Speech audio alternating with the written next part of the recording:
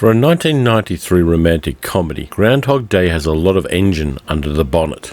Like the TV series The Good Place, it's a fantasy and a philosophical treatise combined.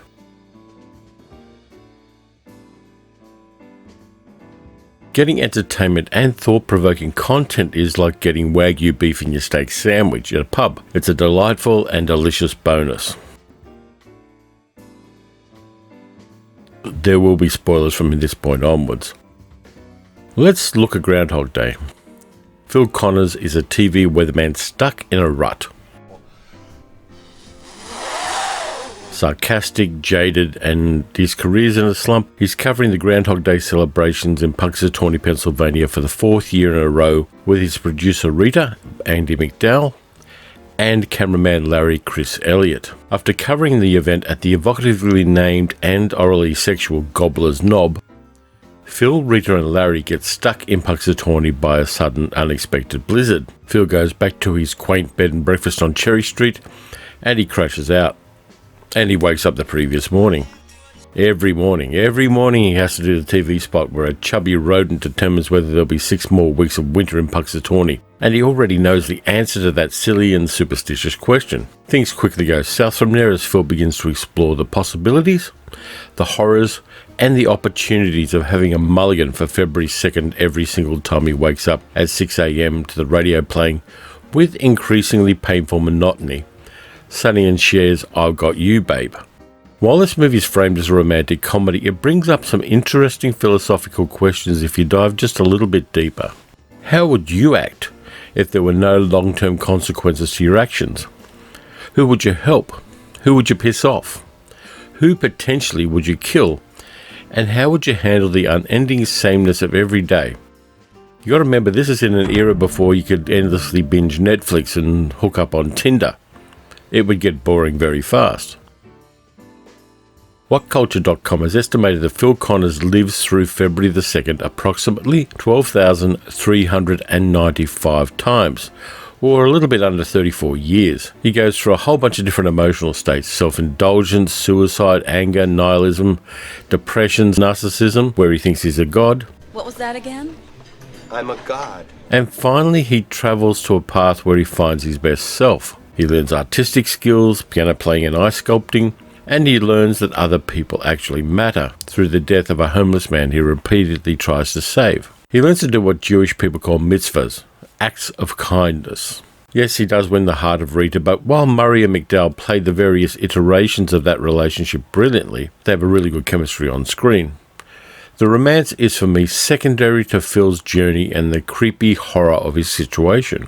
So what exactly is happening to Phil? Clearly he isn't time travelling backward every 24 hours because he's not aging. Rise and shine, it's Groundhog Day! Bill Murray's Jeep ad to the contrary. His consciousness is bouncing back along the time stream to 6 a.m. on February the 2nd. But is the entire universe being rewound, or is Phil creating alternate timelines every 24 hours? Is there a Phil sleeps with Nancy universe, a Phil drives a pickup truck off the quarry and kills both himself and the Groundhog universe, a timeline where the cute blonde feels stupid for going to the movies in a French maid outfit with a guy dressed like the man with no name? And for instance, just to make it even creepier, in every version of February 2nd we see in the movie up until the moment Phil gives Buster the Heimlich maneuver, it's a universe where Buster chokes to death. It's the same with the kid falling out of the tree, whom Phil catches. Every time before that, the kid fell and probably broke his back. The other question to ask is, who or what is bouncing Phil's mind back and forth like Steve McQueen's baseball in The Great Escape? Is it God? Is it aliens? Is it sadistic reality television producers from the future? Or is Phil living in a computer simulation created by a malevolent artificial intelligence? For extra points and to scare yourself silly, pause the video and Google Rocco's Basilisk. I'll wait. For a fantasy rom-com, Groundhog Day has a lot of interesting subtext. There's implications that can be amusing, reassuring, and bloody terrifying. I'll leave you with one final thought about Groundhog Day that I had the other night at 3 in the morning and it gave me insomnia. What if Phil Connors wasn't the only one to whom this happened?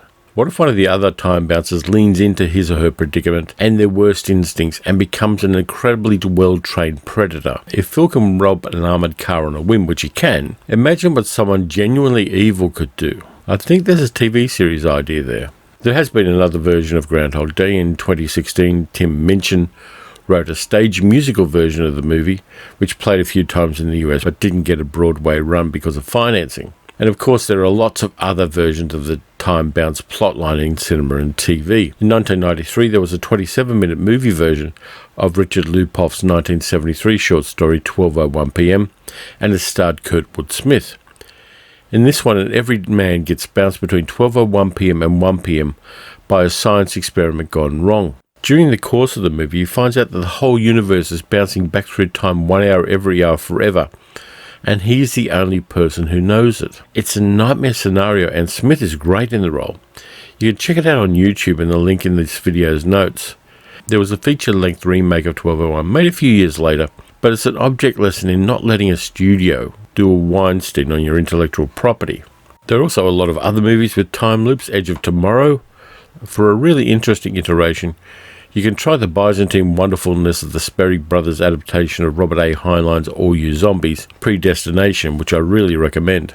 For a horror variation, there's Happy Death Day and the sequel Happy Death Day 2, which gives us Jessica Ross college student Tree Gelbman, who is stuck in a one-day time loop to solve her own murder by a creepy bastard in a baby mask. The 2007 Spanish film Time Crimes gives us a beautifully recursive time travel plot, which really requires 2 or 3 viewings to fully appreciate. I've got a real fondness for the 2009 Australian film Triangle, which gives us Melissa George experiencing a nested series of time loops and altered timelines on a deserted cruise ship. You should check that one out. I think it punches above its weight, even though some of the special effects aren't up to the standards we expect these days. For the deepest dive of all into time loops, you could take a few smart drugs and settle down for Shane Carruth's 2004 movie Primer, which seriously messes with your mind as a pair of Silicon Valley's startup scientists invent a time machine which results in 2 versions of each of them messing with their timelines. There's also an interesting one which takes a look at Black Lives Matter. In 2019, we got the obituary of Tunde Johnson, which gives us a time loop where Steven Silver plays a titular character, a gay African-American student who loops, reliving his racially motivated shooting to death by a cop. I haven't checked that one out yet, but I'm really anxious to see it. There are a whole bunch of others. A quick Google search will find them for you. I don't think that this particular plot has played out yet. I think there are lots of ways this story can be told, which will still remain interesting and original. It just depends on the setting, the characters, and the things that the creators want to say. For a lot of people, Groundhog Day is going to be their go-to on that one. It's very, very watchable. It's a lot of fun, and as the Jeep ad shows, it's a movie that people have a lot of fondness for. Thanks for watching. The usual like, subscribe, and comment. Tell me what your favourite time loop movie is, and I'll be back next week with another video. I'm trying something a little bit marathon. That's all I'll say for the next video. In the meantime, look after yourselves, watch good movies, watch bad movies, watch horror movies and time loop movies, and I'll be back very soon.